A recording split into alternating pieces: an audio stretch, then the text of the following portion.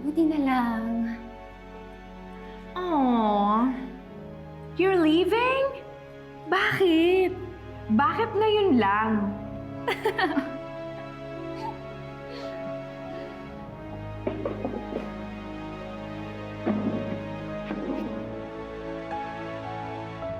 Panalo kayo ngayon dahil dapa ako. Pero babangon at babangon ako. Kilala niyo ko. Mas malakas ako sa inyo. Hinihintay kong magkamali si Lilet para magamit ko yon laban sa kanya. Pero kanina nung nagbobotohan na, I just couldn't get myself to do it. Hindi ko pala kayang abusuhin ng posisyon ko para lang makaganti sa iba. Anyway, it's moot and academic now. Kasi kahit deciding factor pala yung vote ko, nag-resign din naman si Lilet.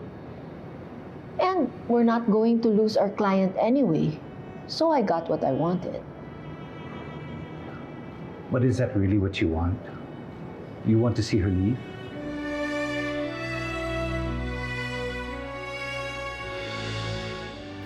Nandun po si sa Victor. Sige po. Salamat.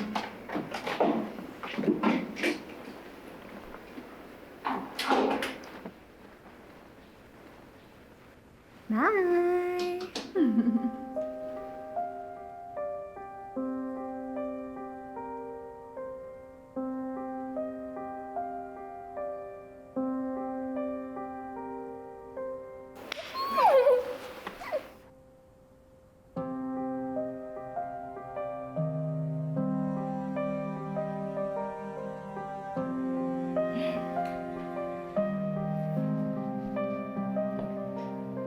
I'm just so happy na wala na si Lilet.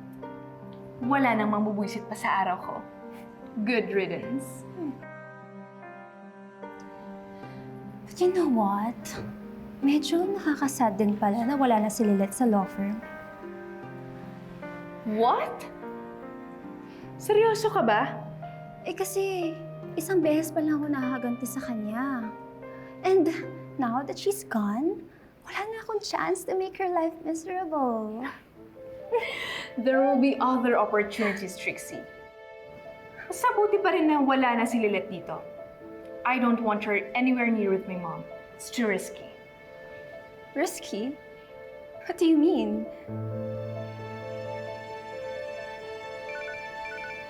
Excuse me. I have to take this call.